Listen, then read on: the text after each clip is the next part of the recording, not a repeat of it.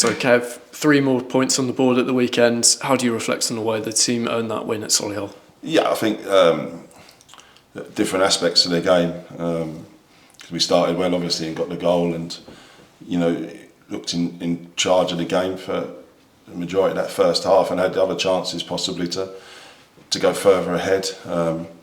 We knew there'd be a response from Solihull, and going down the hill, down the wind, it was. They had a bit more territory, and obviously got the equaliser. So I was just pleased the way he responded, and showed the quality we got to go get the goal. And Dallo getting his 2, which was pleasing for a forward, of course. And listen, loads for us, we think, to work on. Loads of the areas, but really pleased with a lot of what we've done. Yeah, created a lot of chances again, and Dallas took his 2, but plenty more that didn't go so much away. How much does that give you in terms of reassurance that there's more to come from the team going forwards? Yeah, we think so. There's been such a hectic period of games that it's hard to. You do analyse every game, but you're trying to get bodies fit, trying to get everyone in a good place. When you look back at the games, the chances we have created, we're pleased with. We want to maybe be a little bit more clinical in the final third at times. I think that's fair to say. But on the main, really pleased with the lads, and early days, early start to the season, of course, and a long way to go. And all we can do is focus on the next one, because they come up pretty quick. It has been a really chaotic fixture schedule, but how much has that had in terms of an impact of building this momentum of this unbeaten run? Yeah, I'm not. Yeah, we just go on to the next game and put all our thoughts into that, and the training time comes down a little bit, and you focus on making sure the players are ready. The ones that haven't been playing, which is probably the test of where the squad's at, is that they're ready and they train properly, which they do. I've got to give them credit for how their attitude's been, because we've mixed the squad up a little bit and the team up when we've had to, and that's what we've got the squad for.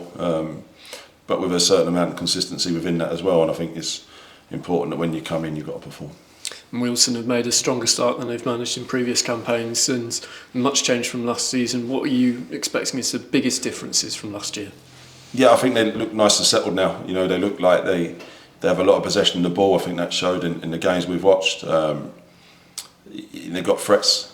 They got the squad wise, they look decent, I've got to say, and a lot of good players, a lot of dangerous players. And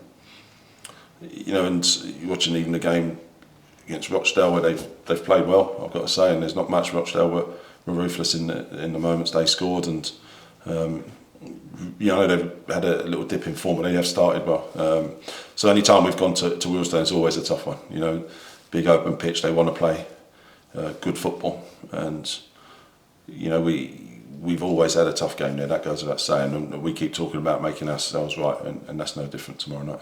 Looking at around 1,000 Southend United fans making the trip over to Wealdstone, how much of an impact have they played in the 3 away games that we've won so far this season?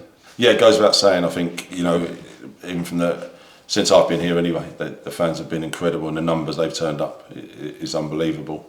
And carrying on from the playoffs and everything last year, it's nice that we've been able to get some momentum. Because there's been a lot of travel for the fans, and it's hard-earned money that they're spending. So we're glad we're giving them something to cheer about, and we want to do the same tomorrow night. Perfect, thanks, Kev. Thank you. How's Nathan Rapp? Did he train today? He's done a bit of training today, so we'll see how he reacts to depend whether he's involved or not.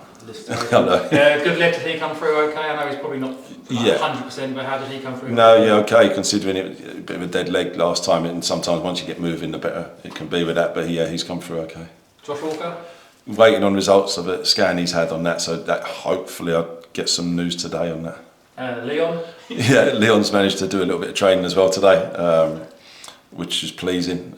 So hopefully we'll see how he reacts and might be involved. Charlie Kendall had to come off. How's he been since then? Yeah, just a bit of illness as well with Charlie, so he's missed out on a bit of training, but it will assess him, when the time's right.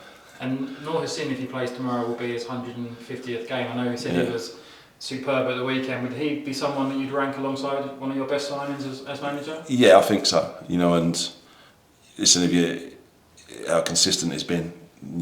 Last year he missed the pre-season and had to take a little while to get going. But since he's been here, he's been, unbelievably consistent. His quality on the ball and his quality of knowledge of the game is very good. Obviously in international, so that helps. And one of the ones that, you know, since I've been here, and one of the ones we signed of a core group of players that have shown unbelievable loyalty to the football club first and foremost, and add to that the quality they bring. And you know, someone, when you look at the likes of him, Cav, Nor, you know, Bridgie's been around us a while, Gus, set the standards around the football club, you know, and they're so important that when you've got senior pros like that, they set the tone for everyone else at the football club.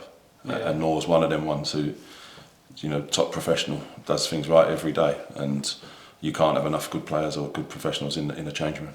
And nice that you decided not to go on international duty, so you have them available tomorrow as well if needed to play a part. Yeah, absolutely, and you know, it was something that probably a couple of years ago now that they had the stuff with the international team, but it's the benefit of us, of course. And is there any news on Jack Stone, any update on his situation? Not right now. Something that I recommended was that, you know, we could have him and get him out playing men's football. It would have been my preference of what should happen there.